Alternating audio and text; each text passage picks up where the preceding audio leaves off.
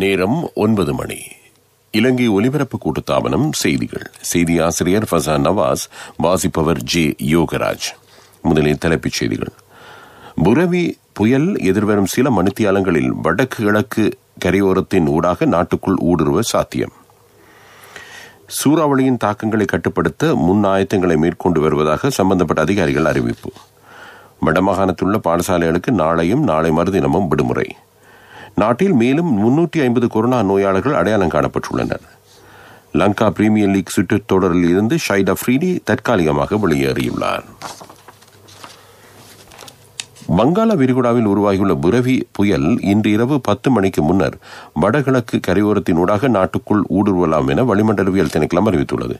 இது திருகோணமலைக்கும் பருத்தித்துறைக்கும் இடையில் முல்லைத்தீவுக்கு அருகில் தரை தட்டக்கூடும் என இன்று மாலை 4 மணிக்கு திணைக்களம் விடுத்த சிவப்பு எச்சரிக்கை அறிவித்தலில் கூறப்பட்டுள்ளது.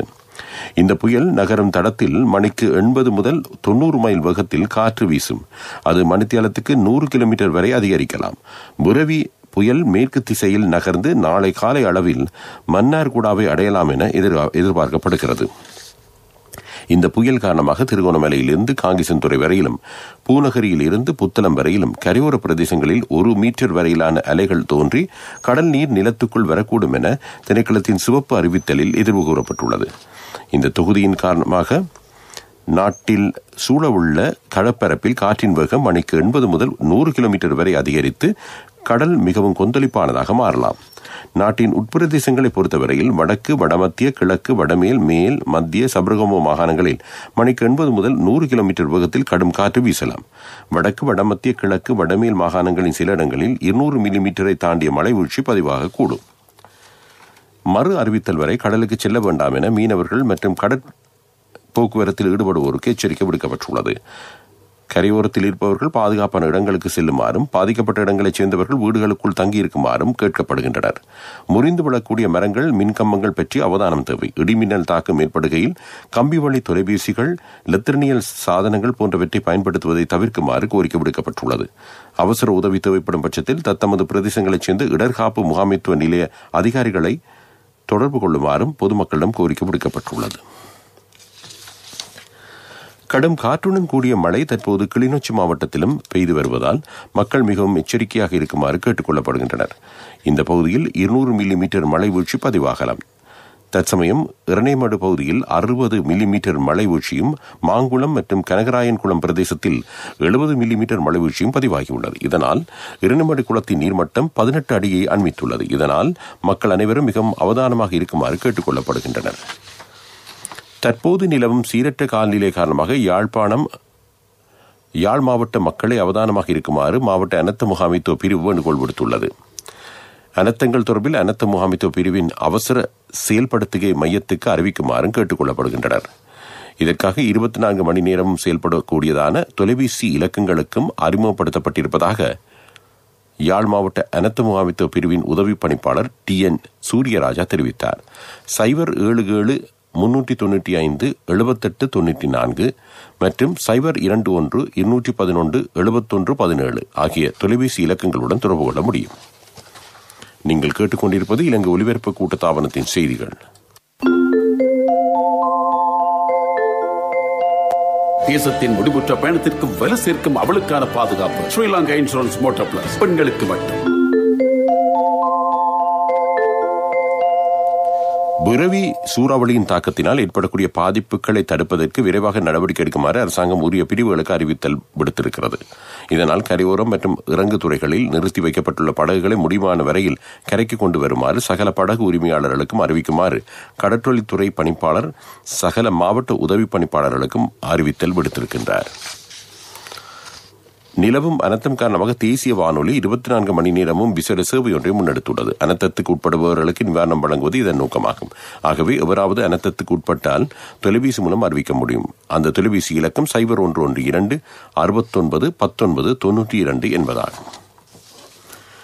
வடமாகாணத்தில் உள்ள சகல பாடசாலைகளும் நாளையும் நாளை மறுதினமும் மூடப்பட உள்ளதாக வடமாகாண ஆளுநர் PSM சார்ல்ஸ் தெரிவித்துள்ளார். தற்போது நிலவும் சீரற்ற காலநிலை காரணமாக மாவட்ட செயலாளர்கள் விடுத்த வேண்டுகோளுக்கு அமைவாக பாடசாலைகள் மூடப்படுவதாக அவர் தெரிவித்தார். நாட்டில் மேலும் 350 கொரோனா நோயாளர்கள் அடையாளம் காணப்பட்டுள்ளனர். இவர்கள் அனைவரும் பாலியகுட கொரோனா கொத்தணியுடன் தொடர்புடையவர்களாவர். இதன் மூலம் மினுமங்குட மற்றும் பாலியகுட கொத்தணியின் மொத்த எண்ணிக்கை 20,333 வரை அதிகரித்திருக்கிறது. கொரோனா நோய் தொற்றுக்குள்ளாகி குணமடைந்த 487 பேர் இன்று வைத்தியசாலைகளில் இருந்து வீடு திரும்பியுள்ளனர். இதன் மூலம் தொற்றுக்குள்ளாகி குணமடைந்தவர்கள் மொத்த எண்ணிக்கை 18,304 வரை அதிகரித்துள்ளது. நோய் தொற்றினால் பாதிக்கப்பட்ட மேலும் 6,456 பேர் தொடர்ந்தும் வைத்தியசாலைகளில் சிகிச்சை பெற்று வருகின்றனர். இலங்கையில் இதுவரை அடையாளம் காணப்பட்ட மொத்த கொரோனா நோயாளர்களின் எண்ணிக்கை 24,882 ஆகும். நாட்டில் இதுவரை 122 கொரோனா மரணங்கள் பதிவு செய்யப்பட்டுள்ளன. எதிர்க்கட்சியின் சில குழுக்கள் போலி பிரச்சாரங்களை முன்னெடுத்து மக்களை தவறாக வழிநடத்தும் முயற்சியில் ஈடுபட்டிருப்பதாக ராஜாங்க அமைச்சர் அருந்திக பெர்னாண்டோ தெரிவித்தார். மக்கள் அரசாங்கத்தின் மீது கூடுதல் நம்பிக்கை வைத்திருக்கின்றார்கள் என்றும் அவர் கூறினார். ஸ்ரீலங்கா பொதுஜன பெரமுன கட்சி தலைமை காரியாலயத்தில் இன்று இடம்பெற்ற செய்தியாளர் மாநாட்டில் ராஜாங்க அமைச்சர் கருத்து வெளியிட்டார். கொரோனா நோய் தொற்றினால் உயிரிழந்தவர்களின் சடலங்களை அடக்கம் செய்ய இடமளிக்கப்பட மாட்டாது என்று அமைச்சர் பவித்ரா வன்னியாரச்சி தெரிவித்தார். இது தொடர்பாக நியமிக்கப்பட்டுள்ள தொழில்நுட்ப குழுவின் இறுதி அறிக்கை கிடைக்கும் வரை உயர் நீதிமன்றத்தின் தீர்ப்புக்கு அமைய இந்த தீர்மானம் எடுக்கப்பட்டுள்ளதாகவும் அவர் கூறினார். கிளிநொச்சி கனகாம்பிகை குளத்தின் நீர்மட்டம் 6 அடி வரை அதிகரித்திருக்கிறது. குளத்தின் கொள்ளளவு 10 அடிகளாகும். தற்சமயம் நிலவும் மழையுடன் கூடிய காலநிலை தொடருமாயின் இந்த குளம் வான்பாயும் மட்டத்தை அடையும் சாத்தியம் காணப்படுவதாக கிளிநொச்சி மாவட்ட அனர்த்த முகாமைத்துவ பிரிவு அறிவித்துள்ளது. இதனால் குளத்துக்கு அருகில் வசிப்பவர்கள் சிறுவர்களையும் நோயாளர்களையும் பெண்களையும் அருகில் உள்ள உறவினர்களின் வீடுகளுக்கு அனுப்புமாறு அனர்த்த முகாமைத்துவ பிரிவு அறிவுறுத்தல் வழங்கியுள்ளது. அவை உள்நாட்டுச் செய்திகள். அடுத்து வருவது பிரதான செய்தி. காலை வேளையிலேயே என்னுடைய முன்னேற்றத்துக்காக நான் வாகனம் செலுத்தல, முழு தேசத்தையும் முன்னோக்கி இட்டு செல்ற ஒரு பயணம் இது. பெண்களுக்காக பிரத்யேக மோட்டார் வாகன காப்புறுதி ஸ்ரீலங்கா இன்சூரன்ஸ் மோட்டார் பிளஸ். பெண்களுக்கு மட்டும். விபத்தின் போது கால் அண்ட் மூவ் வசதி, 24 மணித்தியாலமும் அனர்த்த நிவாரண சேவை, ஒரு இடத்தில் இடம்பெறும் விபத்தின் போது தங்கப்பட செலவினத்தை செலுத்துதல், தொழில் புரியும் 3 மணித்தியாலங்களுக்குள் 75,000 ரூபாய் வரை இழப்பு, தேசத்தின் முடிவுற்ற பயணத்திற்கு வலு சேர்க்கும் அவளுக்கான பாதுகாப்பு. Sri Lanka insurance motor plus. பெண்களுக்கு மட்டும். இது ஸ்ரீலங்கா இன்சூரன்ஸ் தானே.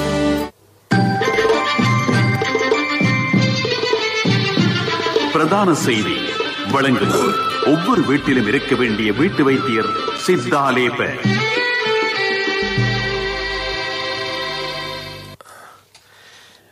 புரவி புயல் இன்று இரவு வவுனியாவை தாக்கும் என எதிர்வு கூறப்பட்டுள்ள நிலையில் பாதிப்பு ஏற்பட்டால் அவசர உதவிகள் மற்றும் அனர்த்த பாதுகாப்பு செயல்பாடுகளை முன்னெடுப்பதற்காக வவுனியாவின் ஒவ்வொரு கிராம உத்தியோகத்தர் பிரிவிலும் உரிய அலுவலர்கள் இரவு வேளையிலும் கடமையில் ஈடுபடுத்தப்பட்டுள்ளனர். வவுனியா பிரதேச செயலக பிரிவுக்குட்பட்ட ஒவ்வொரு கிராம அலுவலர் பிரிவிலும் கிராம அலுவலர் அல்லது அபிவிருத்தி உத்தியோகத்தர் அல்லது சமுர்த்தி அபிவிருத்தி உத்தியோகத்தர் ஆகியோரில் ஒருவரை கிராம அலுவலர் அலுவலகம் அல்லது அதற்கு அண்மித்த இடத்தில் தங்கியிருக்குமாறும் பிரதேச செயலாளரால் வலியுறுத்தப்பட்டுள்ளது. அத்துடன் ஒவ்வொரு 2 மணி நேரத்துக்கும் ஒரு தடவை அங்குள்ள நிலைமை தொடர்பில் அறிய தருமாறும் அறிவுறுத்தப்பட்டுள்ளது. இதேபோன்று வவுனியா வடக்கு, செட்டிக்குளம் ஆகிய பிரதேச செயலக பிரிவுகளிலும் அலுவலர்கள் கடமையில் ஈடுபடுத்தப்பட்டுள்ளனர். அது பிரதான செய்தி. அடுத்து வருவது உங்கள் கவனத்துக்கு.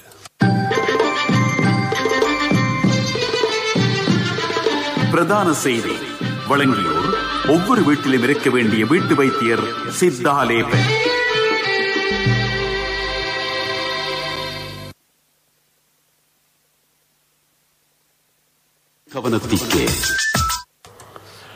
கொழும்பு புறக்கோட்டையிலிருந்து கேகாலை வரை நடைமுறைப்படுத்தப்பட்ட நேரடி பஸ் போக்குவரத்து சேவையை மீண்டும் ஆரம்பிக்குமாறு பயணிகள் வலியுறுத்தி வருகின்றனர். இந்த பஸ் சேவை இடம்பெறாமையினால் தாம் பல்வேறு அசௌகரியங்களுக்கு முகம் கொடுப்பதாக கொழும்பு கண்டி வீதியில் கேகாலை நகரம் வரை செல்லும் பயணிகள் ஆதங்கம் வெளியிட்டுள்ளனர். அதுபற்றி உரிய அதிகாரிகள் கவனம் செலுத்தி கொழும்புக்கும் கேகாலைக்கும் இடையிலான பஸ் சேவையை மீண்டும் ஆரம்பிப்பது பற்றி கவனம் செலுத்த வேண்டும் என்பது பயணிகளின் கோரிக்கையாகும். அது உங்கள் கவனத்துக்கு. அடுத்து வருவது உலகச் செய்திகள். உலகச் செய்திகள். கொரோனா வைரஸை கட்டுப்படுத்துவதற்காக தயாரிக்கப்பட்டுள்ள ஃபைசர் என்று அழைக்கப்படும் தடுப்பூசியை பயன்படுத்த ஐக்கிய ராஜ்யம் அங்கீகாரம் அளித்துள்ளது. இந்த தடுப்பூசி கொரோனா வைரஸ் தொற்றுக்கு எதிராக 95% ஆக்கப்பூர்வமான வினைத்திறனை காட்டுவதாக சர்வதேச ஊடகங்கள் செய்தி வெளியிட்டுள்ளன. இந்த தடுப்பூசியை களஞ்சியப்படுத்தும் நடவடிக்கையை ஐக்கிய ராஜ்யத்தின் தேசிய சுகாதார சேவை மட்டுமே மேற்கொள்ளும் என்று BBC உலகச் சேவை அறிவித்திருக்கிறது. தனியார் துறை இதற்கு இணைத்துக் கொள்ளப்பட மாட்டாது. கொரோனா வைரஸ் தொற்றுக்கு எதிரான தடுப்பூசிக்கு உலகளாவிய ரீதியில் அங்கீகாரம் அளித்த நாடு ஐக்கிய ராஜ்யமாகும். அது உலகச் செய்தி. அடுத்து வருவது அபிவிருத்தி செய்தி. அபிவிருத்தி செய்திகள்.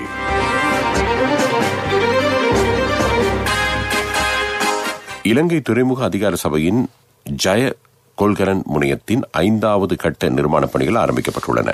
இது இலங்கையின் கப்பல் போக்குவரத்து மற்றும் துறைமுகங்களின் வரலாற்றில் முக்கிய மைல்கல்லாக கருதப்படுகிறது. இது தொடர்பான அபிவிருத்தி பணிகளை ஆரம்பித்து வைக்கும் நிகழ்வில் அமைச்சர் ரோஹித் அபேகுணவர்தன, ராஜாங்க அமைச்சர் ஜயந்த சமரவீர, இலங்கை துறைமுக அதிகார சபையின் தலைவர் ஜெனரல் தயா ரட்நாயக் உட்பட பலரும் கலந்து கொண்டனர். ஜய என்ற பெயருடைய கொள்கலன் முனையம் 1985 ஆண்டில் ஆரம்பிக்கப்பட்டதோடு அதன் 2ஆம் கட்ட அபிவிருத்தி பணிகள் 1987 ஆண்டில் முன்னெடுக்கப்பட்டன. 1995 ஆண்டு மற்றும் 96 ஆண்டுகளில் 4ஆம் 5ஆம் கட்ட அபிவிருத்தி பணிகள் அங்கு முன்னெடுக்கப்பட்டமை குறிப்பிடத்தக்கது. அது அபிவிருத்தி செய்தி. அடுத்து வருவது விளையாட்டுச் செய்தி. விளையாட்டுச் செய்திகள். LPL 2020 கிரிக்கெட் போட்டித் தொடரின் உத்தியோகபூர்வ ஒலிபரப்பாளர் இலங்கை ஒலிபரப்பு கூட்டு தாபனம். லங்கா பிரீமியர் லீக் சுற்றுத் தொடரில் கோல் கிளாடியேட்டர்ஸ் அணி சார்பாக விளையாடிய அதிரடி துடுப்பாட்ட வீரர் ஷஹீத் அஃப்ரிடி தாய் நாடு திரும்ப தீர்மானித்துள்ளார். தனிப்பட்ட அவசர நிலைமை காரணமாக தாம் பாகிஸ்தான் திரும்புவதாக ஷஹீத் அஃப்ரிடி தனது உத்தியோகபூர்வ ட்விட்டர் சமூக வலைதளத்தில் குறிப்பிட்டிருக்கின்றார். தனது தனிப்பட்ட நடவடிக்கைகள் முடிவடைந்ததன் பின்னர் மீண்டும் விளையாடுவதற்காக இலங்கை வர உள்ளதாகவும் அவர் அறிவித்திருக்கின்றார். ஷஹீத் அஃப்ரிடி கோல் கிளாடியேட்டர்ஸ் அணியின் தலைவர் ஆவார். அது விளையாட்டுச் செய்தி. அடுத்து வருவது வர்த்தகச் செய்தி. 24 மணித்தியாலத்துல யாராலையும் ஒரு வீட்டை கட்ட முடியாது. ஆனா 24 மணித்தியாலத்துல வீட்டு கடன் ஒண்ணு வழங்க NSBயால மட்டும்தான் முடியும். இன்னைக்கே NSBக்கு போங்க. விரைத்திறனான சேவையுடன் தேர்ந்தெடுக்கப்பட்ட கிளைகளின் ஊடாக 24 மணித்தியாலத்தில் கடன் தொகையினை பெற்றுக் கொள்ளுங்கள். NSB கேதொர உங்கள் சொந்த இல்லத்தின் கனவை நனவாக்கிடும். வர்த்தக செய்தி அனுசரணை. தேசிய சேமிப்பு வங்கி உங்கள் பணத்திற்கு பாதுகாப்பான இடம். அரசாங்கம் 5 வருட பொருளாதார இலக்கை கொண்ட வேலை திட்டத்தை நடைமுறைப்படுத்தி வருவதாக ராஜாங்க அமைச்சர் அஜித் நிவாட் கப்ரால் தெரிவித்துள்ளார். இலங்கை மத்திய வங்கி ஆளுநர் எதிர்வரும் 5 வருடங்கள் பற்றி கவனம் செலுத்துவது அவசியமாகும் என்றும் கூறியுள்ளார். அரசு தொழில் முயற்சி மறுசீரமைப்பு அமைச்சு இதுவரை 289 வேலை திட்டங்களை அடையாளம் கண்டுள்ளது. இவற்றின் பெறுமதி 5 டிரில்லியன் ரூபாவை தாண்டுவதாகவும் ராஜாங்க அமைச்சர் அஜித் நிவாட் கப்ரால் குறிப்பிட்டார். அது வர்த்தக செய்தி. அடுத்து வருவது பொருளாதார செய்தி. வர்த்தக செய்தி அனுசரணை. தேசிய சேமிப்பு வங்கி உங்கள் பணத்திற்கு பாதுகாப்பான இடம். 24 மணித்தியாலத்துல யாராலையும் ஒரு வீட்டை கட்ட முடியாது. ஆனா 24 மணித்தியாலத்துல வீட்டு கடன் ஒண்ணு வழங்க NSBயால மட்டும்தான் முடியும். இன்னைக்கே NSBக்கு போங்க. விரைத்திறனான சேவையுடன் தேர்ந்தெடுக்கப்பட்ட கிளைகளின் ஊடாக 24 மணித்தியாலத்தில் கடன் தொகையினை பெற்றுக் கொள்ளுங்கள். NSB கேதொர உங்கள் சொந்த இல்லத்தின் கனவை நனவாக்கிடும். பொருளாதார செய்திகள் அனுசரணை. இப்போதான் சந்தோஷமா பள்ளிக்கூடம் போறாள். எல்லாம் நீங்க சைக்கிள் வாங்கி கொடுத்ததால. LOLC கிரெடிட் கார்டு இருந்ததால நினைச்ச உடனே வாங்கி கொடுக்க கூடியதா இருந்துச்சு. LOLC ஃபைனான்ஸ் கடன் அட்டை உங்களை மேலும் உயர்த்திட. இலங்கையுடனான வர்த்தக இடைவெளிகளை குறைக்க தேவையான ஆக்கப்பூர்வமான நடவடிக்கைகளை இந்தியா எடுக்கும் என்று இந்தியாவின் மத்திய நிதி அமைச்சர் நிர்மலா சீதாராமன் தெரிவித்துள்ளார். இரு நாடுகளுக்கும் இடையிலான வர்த்தக நிலுவை இந்தியாவுக்கு ஆக கூடுதலான சாதகமானதாக அமைந்துள்ளது. இதன் மூலம் 2 நாடுகளுக்கும் இடையில் சிறந்த வாய்ப்புகளை ஏற்படுத்துவதற்கான சந்தர்ப்பம் கிடைக்கும் என்றும் அவர் கூறினார். 2020 இலங்கை பொருளாதார மாநாட்டில் அவர் இணையதளம் மூலமாக கலந்து கொண்டு உரையாற்றினார். அது பொருளாதார செய்தி. இறுதியாக வானிலை அறிக்கை. ஐயோ என்னப்பா இவங்க போக மாட்டேங்கிறாங்களே. ஏய் அந்த வாகனம் ராஜா அண்ணே. தம்பி என்ன அவசரமா? இல்ல அண்ணே, இப்ப காசு தான் அவசரம். உண்மையாவா? காசு அவசரம்னாலும் தம்பி அவசரப்படாதீங்க. எந்த ஒரு LOLC ஃபைனான்ஸ் கிளையிலும் 3-வீல் புத்தகத்தை வச்சு காசை வாங்கி கொள்ளுங்க. LOLC ஃபைனான்ஸ் வீல் புத்தகத்துக்கு கேஷ், 3-வீல் புத்தகத்துக்கு உடனடியாக கையில் கேஷ். காலநிலை அறிக்கை. வடக்கு மற்றும் வடமேல் மாகாணங்களில் ஆங்காங்கே மழையோ இடியுடன் கூடிய மழையோ பெய்யக்கூடிய சாத்தியம் காணப்படுவதாக வளிமண்டலவியல் திணைக்களம் அறிவித்துள்ளது. சில இடங்களில் 150 மில்லிமீட்டருக்கும் அதிகமான பலத்த மழை வீழ்ச்சி எதிர்பார்க்கப்படுகிறது. கிழக்கு, வடமத்திய, மேல், மத்திய மற்றும் சப்ரகமுக மாகாணங்களிலும் காலி மற்றும் மாத்தறை மாவட்டங்களிலும் அவ்வப்போது மழையோ இடியுடன் கூடிய மழையோ பெய்யக்கூடிய சாத்தியம் காணப்படுகிறது. வடக்கு, வடமத்திய, வடமேல், மேல், மத்திய மற்றும் சப்ரகமுக மாகாணங்களில் அவ்வப்போது மணித்தியாலத்துக்கு 60 தொடக்கம் 70 கிலோமீட்டர் வரை அதிகரித்த வேகத்தில் மிக பலத்த காற்று வீசக்கூடும் என எதிர்பார்க்கப்படுகிறது. இறுதியாக மீண்டும் தலைப்புச் செய்திகள். புரவி புயல் எதிர்வரும் சில மணித்தியாலங்களில் வடகிழக்கு கரையோரத்தின் ஊடாக நாட்டுக்குள் ஊடுருவும் சாத்தியம். சூறாவளியின் தாக்கங்களை கட்டுப்படுத்த முன்னாயத்தங்களை மேற்கொண்டு வருவதாக சம்பந்தப்பட்ட அதிகாரிகள் அறிவிப்பு. வடமாகாணத்தில் உள்ள பாடசாலைகளுக்கு நாளையும் நாளை மறுதினமும் விடுமுறை. நாட்டில் மேலும் 350 கொரோனா நோயாளர்கள் அடையாளம் காணப்பட்டுள்ளனர். இத்துடன் செய்திகள் முடிவடைந்தன.